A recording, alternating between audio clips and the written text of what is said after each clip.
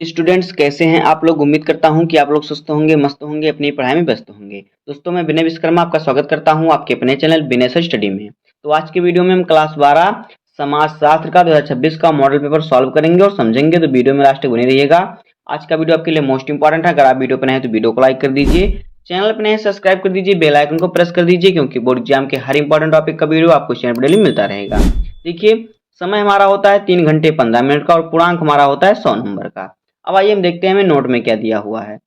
देखिए, नोट में दे रखा है कि प्रारंभ के 15 मिनट परीक्षार्थियों को प्रश्न पत्र पढ़ने के लिए निर्धारित, यानी शुरुआत का 15 मिनट आपको प्रश्न पत्र पढ़ने के लिए दिया गया है। अब देखिए, मैं निर्देश दिया है, तो निर्देश में देखिए क्या क्या हमें दिया गया है। पहला निर्देश है कि सभी प्रश्न अनिवार्य हैं और सभी प्रश्नों के अंक उनके सम्मुख अंकित हैं। दूसरा है प्रश्न संख्या 1 से 10 तक बहुविकल्पीय प्रश्न है। प्रत्येक प्रश्न 11 से 20 प्रत्येक प्रश्न क्या है 11 से 20 क्या है अति लघुत्तरीय प्रश्न है। प्रश्न संख्या 1 से 10 तक लघुत्तरीय प्रश्न बहुविकल्पीय प्रश्न है और प्रश्न संख्या 11 से 20 तक अति लघुत्तरीय प्रश्न है, जिनका प्रत्येक उत्तर लगभग 25 शब्दों में देना है। और प्रश्न संख्या 21 से 26 तक लघुत्तरीय प्रश्न है, जिनकी शब्द सीमा 50 शब्द है। और प्रश्न संख्या 27 से 29 तक विस्तृत उत्तरीय प्रश्न है, जिनका प्रत्येक उत्तर 150 शब्द में देना है। अब देखिए हमारा आ गया बहुविकल्पीय प्रश्न। तो बहुविकल्पीय प्रश्न में प्रश्न संख्या पहला हमारा है, कह रहा है कि भारतीय परिवार का परंपरागत स्वरूप क्या है।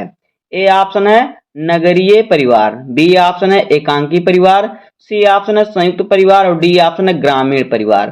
तो देखिए इसका सही उत्तर हो जाएगा संयुक्त परिवार। तो यहाँ पे ऑप्शन नंबर हमारा सी सही हो जाएगा। दूसरा क्वेश्चन है कि विश्व महिला दिवस कब मनाया जाता है। ए ऑप्शन है 5 जून, बी ऑप्शन है 14 सितंबर, सी ऑप्शन है 8 मार्च और डी ऑप्शन है 10 दिसंबर। तो देखिए इसका सही उत्तर हो जाएगा 8 मार्च। तो यहाँ पे ऑप्शन नंबर हमारा सी सही हो जाएगा। अब देखिए तीसरा क्वेश्चन है, कह रहा है कि एस्से ऑन पॉपुलेशन पुस्तक के लेखक कौन है। ए ऑप्शन है माल्थस, बी ऑप्शन है सोरोकिन, सी ऑप्शन है वेबर और डी ऑप्शन है मार्क्स। तो देखिए इसका सही उत्तर जो हो जाएगा वो हो जाएगा माल्थस। तो यहाँ पे ऑप्शन नंबर ए सही हो जाएगा माल्थस। चौथा क्वेश्चन है कि संस्कृतिकरण की अवधारणा किसने दी है। ए ऑप्शन है D N Majumdar, B option है R K Mukherjee, C option है सोरोकिन और डी ऑप्शन है एम एन श्रीनिवास। तो देखिए इसका सही उत्तर हो जाएगा एम एन श्रीनिवास। तो यहाँ पे ऑप्शन नंबर डी सही हो जाएगा। अब देखिए पांचवा क्वेश्चन है, पांचवा क्वेश्चन कह रहा है कि किसने सामाजिक परिवर्तन की व्याख्या भावनात्मक, चेतनात्मक और आदर्शात्मक अवधारणाओं के माध्यम से की है। ए ऑप्शन है इमाइल दुर्खीम, बी ऑप्शन है पितरिम सोरोकिन, सी ऑप्शन है अगस्त कॉल और डी ऑप्शन है किंग्सले डेविस। तो देखिए इसका सही उत्तर हो जाएगा, इसका जो सही उत्तर हो जाएगा पितरिम सोरोकिन। तो यहाँ पे ऑप्शन नंबर हमारा बी सही हो जाएगा। उसके बाद देखिए 6 नंबर क्वेश्चन है कि कौन सी नगरीय समुदाय की विशेषता है। ए ऑप्शन है उद्योग एवं व्यापार, बी ऑप्शन है कृषि, सी ऑप्शन है अशिक्षा और डी ऑप्शन है कम जनसंख्या।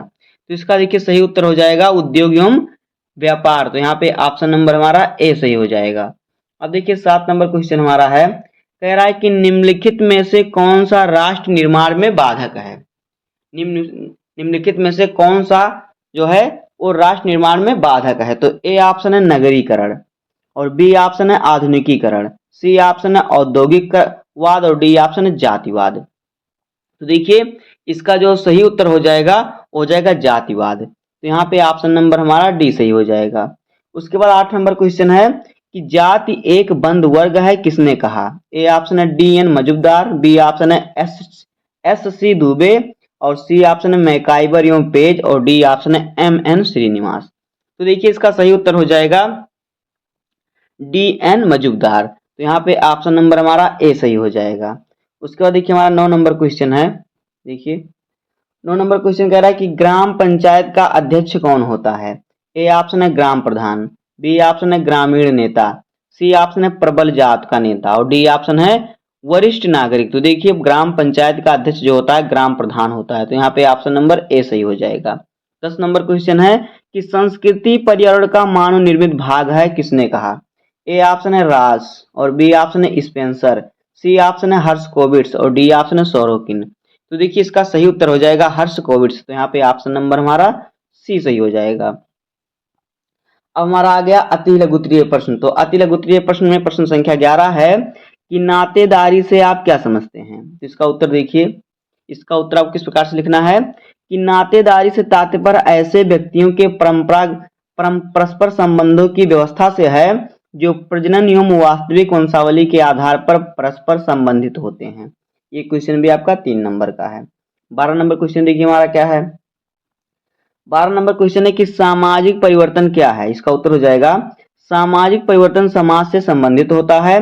कुछ विद्वानों के विचार में सामाजिक ढांचे में होने वाला परिवर्तन सामाजिक परिवर्तन कहलाता है। इसके विपरीत अन्य विद्वान सामाजिक संबंधों के अंतर को सामाजिक परिवर्तन कहते हैं। इसी प्रकार से आपको लिखना है।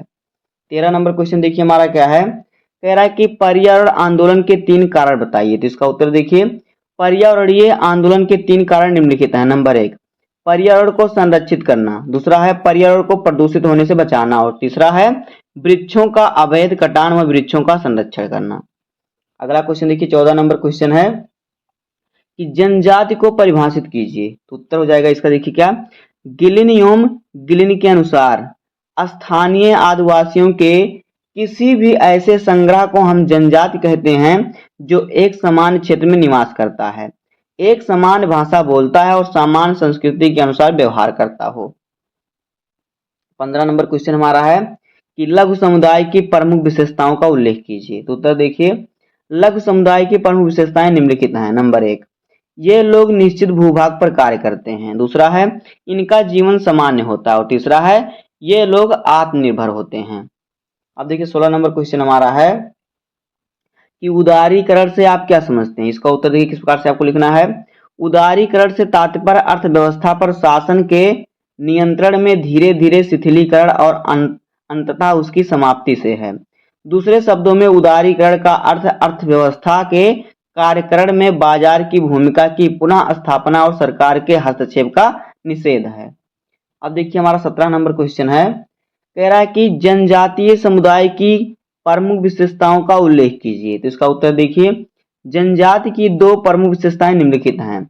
जनजाति के सभी सदस्य आपस में नातेदार तो नहीं होते, अपितु प्रत्येक भारतीय जनजाति में नातेदारी प्रथा एक सशक्त संगठनात्मक, नियंत्रणात्मक एवं एकात्मक सिद्धांत के रूप में क्रियाशील रहती है। उसके बाद जनजातियां अंतर्विवाहित होती हैं और कुलों एवं उपकुलों में बंटी रहती हैं। कुल स्वजन समूह होने के नाते वह विवाहित होते हैं। अब 18 नंबर क्वेश्चन हमारा है कि सांप्रदायिकता का क्या अर्थ है।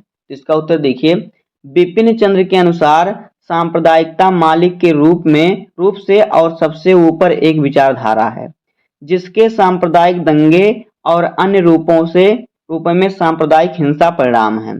सांप्रदायिक विचारधारा तो बिना हिंसा के भी अस्तित्व बनाए रख सकती है, परंतु सांप्रदायिक हिंसा बिना सांप्रदायिक विचारधारा के नहीं हो सकती। अब देखिए 19 नंबर क्वेश्चन हमारा है कि ग्राम पंचायत के 3 कार्यों का उल्लेख कीजिए। इसका उत्तर हो जाएगा कि ग्राम पंचायत के 3 कार्य निम्नलिखित हैं। नंबर 1, सामाजिक न्याय को प्रोत्साहित करने वाले कार्यक्रम को बढ़ावा देना। उसके बाद शुल्क, यात्री कर, जुर्माना, अन्य कर आदि लगाना व एकत्र करना। तीसरा, सरकारी उत्तरदायित्वों के हस्तांतरण में सहयोग करना, विशेष रूप से वित्त को स्थानीय अधिकारों तक पहुंचाना। अब देखिए 20 नंबर क्वेश्चन हमारा है कि हुंडी से क्या आशय है। तो इसका उत्तर ठीक से हो जाएगा, हुंडी एक प्रकार का ऋण पत्र होता है।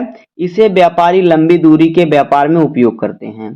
हुंडी को देश के प्रत्येक कोने में स्वीकार किया जाता था क्योंकि व्यापार प्राथमिकता में इन समुदायों की जाति एवं नातेदारी क्षेत्रों में होता था। अब देखिए हमारा आ गया लघु तृतीय प्रश्न। तो लघु तृतीय प्रश्न में हमारा हर प्रश्न 6 नंबर का है। तो प्रश्न संख्या यहाँ पे 21 देखिए क्या कह रहा है। प्रश्न संख्या 21 हमारा है कि भारत में जनजातीय आंदोलन के परिणामों का उल्लेख कीजिए। तो इसका उत्तर देखिए, भारत में जनजातीय आंदोलनों के प्रमुख परिणामों की विवेचना निम्नलिखित शीर्षों के अंतर्गत की जा सकती है। देखिए, जनजातीय पहचान के प्रति जागरूकता में वृद्धि, और फिर जनजातियों में अपनी समस्याओं के प्रति चेतना में वृद्धि, संरक्षणात्मक भेदभाव का उदय, राज्यों में कल्याण विभागों की स्थापना, जनजातीय कल्याण कार्यक्रम, जनजातियों पर अत्याचारों की रोकथाम, जनजातियों के गैर जनजातियों लोगों से संपर्क में वृद्धि। अब देखिए 32 नंबर क्वेश्चन है, सॉरी 22 नंबर क्वेश्चन है कि भारतीय परिवार में आने वाले परिवर्तनों को स्पष्ट कीजिए। तो इसका उत्तर देखिए, भारतीय परिवार में आने वाले परिवर्तन निम्न प्रकार हैं। परिवार के आकार में परिवर्तन, ये हेडिंग होगा। उसके बाद आपको लिखना है कि परिवार में पारिवारिक सदस्यों की संख्या सीमित होती जा रही है। दूसरा हेडिंग है पारिवारिक कार्यों की अपरिहार्यता में परिवर्तन। तो इसमें आपको लिखना है, यहाँ से देखिए कि प्राचीन समय में परिवार सुरक्षा, सहयोग और शिक्षा के केंद्र हुआ करते थे, परंतु आज के कई संस्थाओं के निर्माण हो जाने के कारण परिवार अपनी दृढ़ता और स्वरूप को कायम रख पाने में असफल हुआ है। उसका अगला हेडिंग है पति पत्नी के संबंधों में परिवर्तन। वर्तमान शिक्षा और सामाजिक चेतना ने स्त्रियों को जागरूक बनाया है। उसके बाद वैवाहिक और यौन संबंधों में परिवर्तन। वर्तमान संदर्भ में विवाह और यौन संबंध में भी काफी परिवर्तन देखने को मिलते हैं। अगला हेडिंग है सामाजिक और आर्थिक दृष्टि से स्त्रियों की स्थिति में सुधार। इसमें आपको लिखना है कि वर्तमान समय में स्त्रियों को पहले की तरह चार दीवारी में कैद करके नहीं रखा जाता है। अब देखिए हमारा 23 नंबर क्वेश्चन है कि दहेज प्रथा उन्मूलन हेतु उपायों का सुझाव दीजिए। तो इसका उत्तर देखिए, दहेज प्रथा को रोकने के सुझाव या उपाय इस प्रकार हैं। देखिए, दहेज प्रथा के विरुद्ध समाज में व्यापक जागरूकता लाई जानी चाहिए। यह कार्य पंचायतों के द्वारा समय समय पर गांव सभा बैठकें आयोजित करके किया जा सकता है। दूसरा है प्रेम विवाह या अंतर जातीय विवाह के माध्यम से भी दहेज प्रथा को समाप्त किया जा सकता है। अगला है दहेज प्रथा को नियंत्रित करने व दहेज दोषियों को दंडित करने के संबंध में कठोर कानूनों का निर्माण किया जाना चाहिए। आगे है कि दहेज प्रथा को रोकने के लिए समाज में जनमत संग्रह कराना चाहिए और दहेज लेने देने वालों को सामाजिक बहिष्कार किया जाना चाहिए। जो लोग दहेज देते हैं और लेते हैं उनका सामाजिक बहिष्कार होना चाहिए। उसके बाद है कि दहेज प्रथा को रोकने के लिए वर कन्या को स्वयं निर्णय लेकर अपने जीवन साथी का फैसला लेना चाहिए।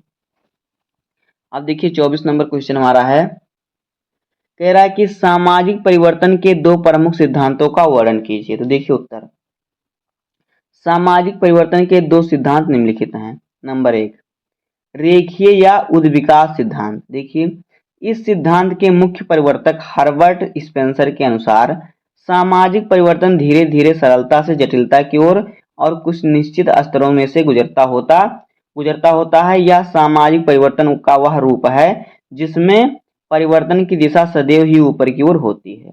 दूसरा चक्रीय सिद्धांत। देखिए, इस सिद्धांत के अनुसार इस सिद्धांत के मुख्य परिवर्तक स्पेंगलर, पेरेटो, टायनबी और सोरोकिन हैं, जो सामाजिक परिवर्तन की दिशा को चक्र की भांति मानते हैं। उनका मत है कि समाज में परिवर्तन का एक चक्र चलता है। अब हमारा आ गया 25 नंबर क्वेश्चन।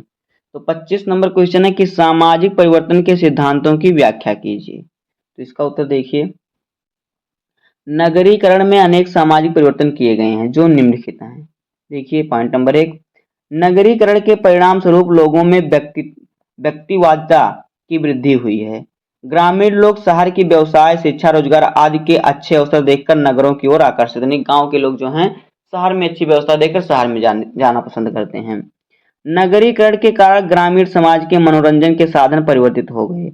नगरीकरण के कारण ग्रामीण समाज में यातायात तथा संचार के साधन अत्यधिक विकसित हुए। उसके बाद देखिए, नगरीकरण द्वितीयक समितियों का विकास संभव हुआ है।